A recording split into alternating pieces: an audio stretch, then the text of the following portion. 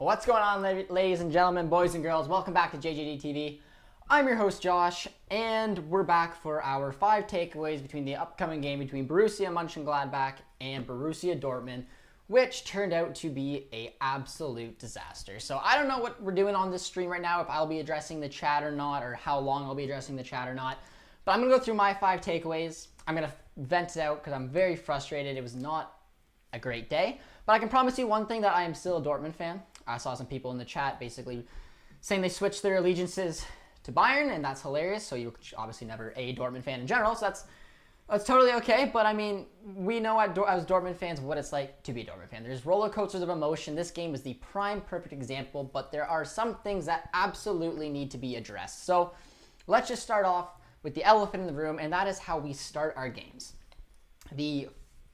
Literally the start of the game was absolutely lackluster. They ran us over. They were the better team. They scored 30 seconds in the game. I mean, rightfully ruled out. They scored again. And then it's so hard for Dortmund to try to build their way back into the games when they start out so poorly and just start having to claw their way back into the game through different little sprints. They happen to do that. They happen to actually fight their way back into the game, get into it, and then what happens in the second half?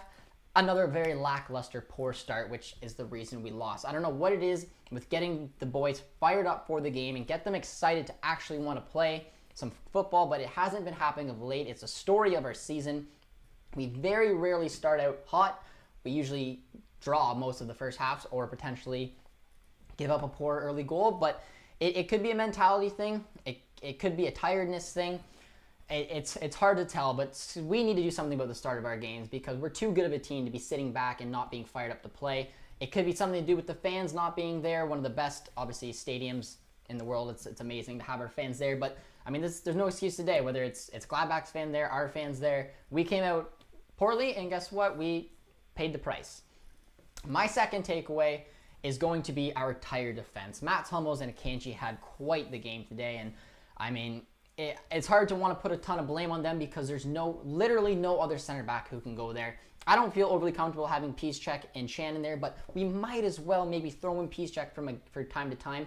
But when you have 2 fit center backs, those kind of things are going to happen. You've seen Akanji make mistakes today, left, right, and center, and his mind, his legs, his body, everything is tired about him, and it just led to, honestly, poor defending. And a lot of those goals were atrocious, and it's tough to see. We threw Mariah in there. I wasn't overly impressed with him today. It is what it is.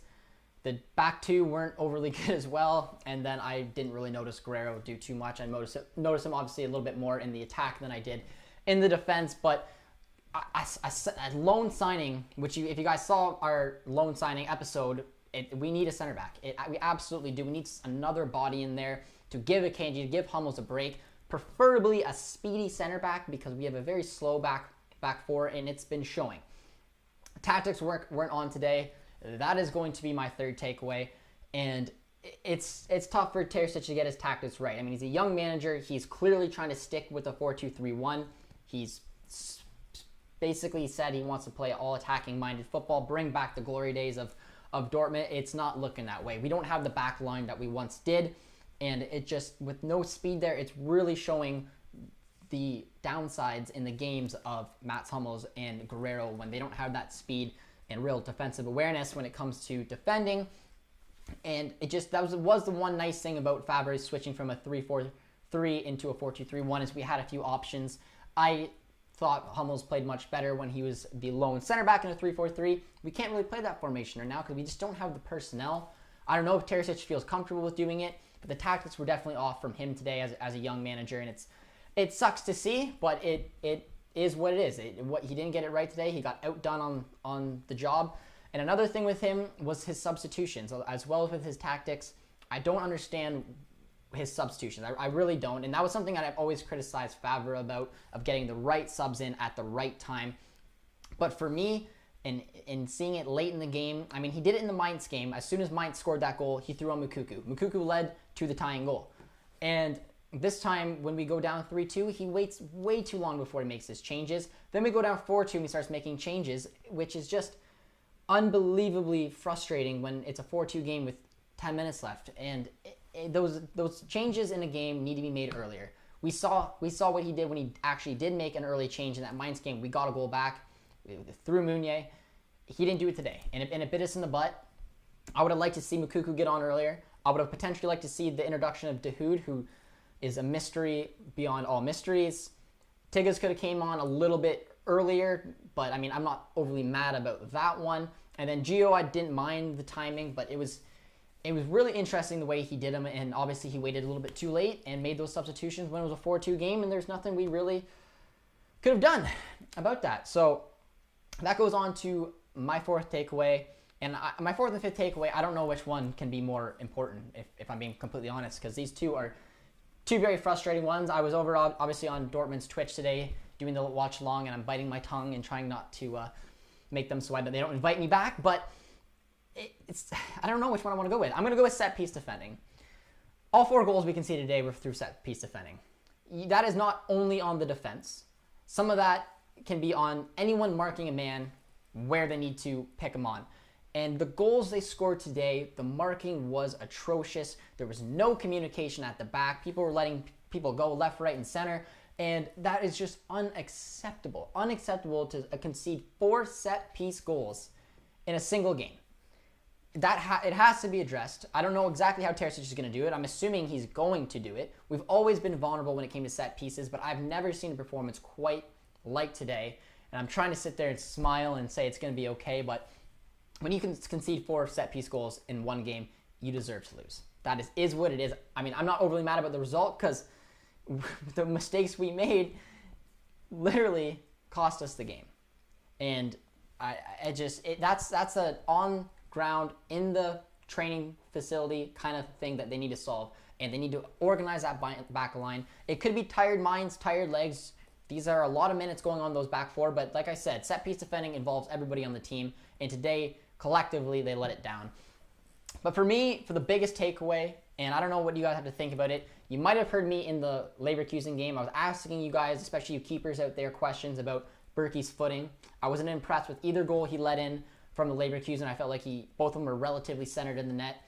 Today's performance from Berkey was awful. It was completely unacceptable. I don't know exactly. I don't want to go too hard on the players because I love this team. I love these players, but I mean, that's what this channel is about, is trying to give some of the hard truths. And Berkey's movement on the ball, his commandness in the goal, not being able to push out rebounds, pushing him right back into the center where it's unacceptable. He had an atrocious game today, and a few of the goals were obviously his fault as well. So Berkey needs to step it up. I'm not saying drop Berkey. I'm not saying that. I don't think Hitz would do much of a better job than Berkey. I mean, maybe just a wake-up call for him that he can be droppable, but he has been better.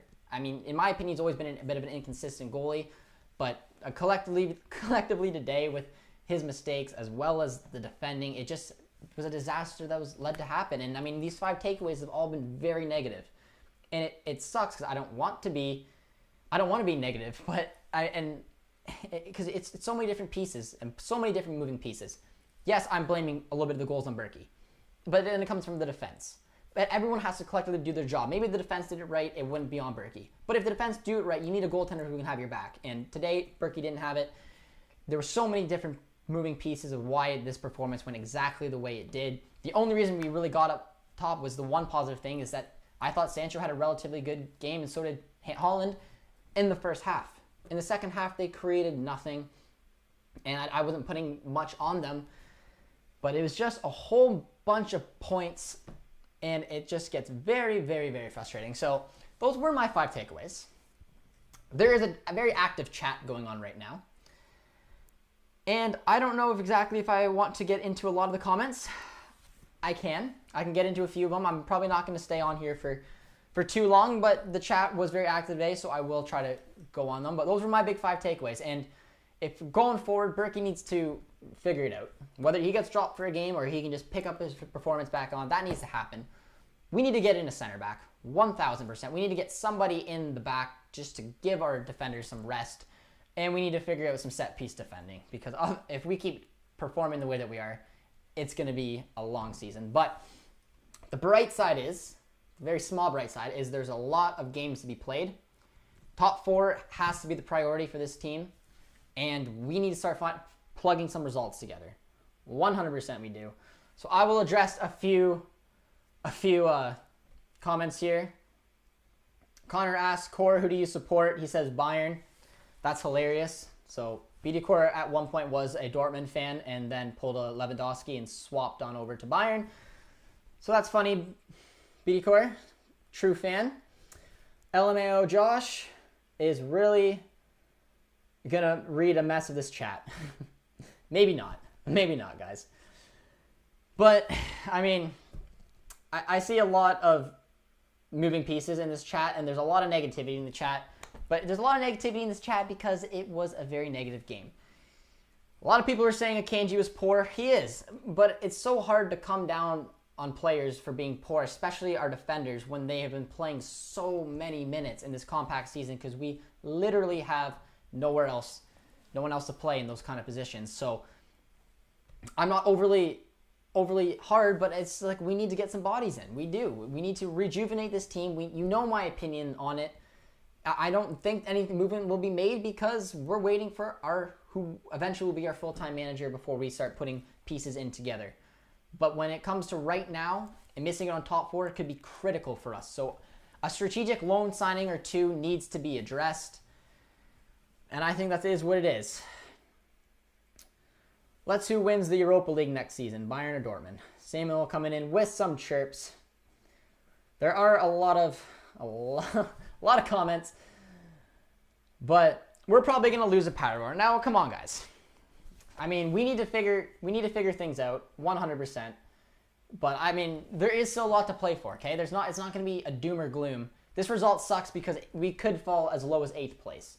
And that's when panic could start settling in. But we have the talent there.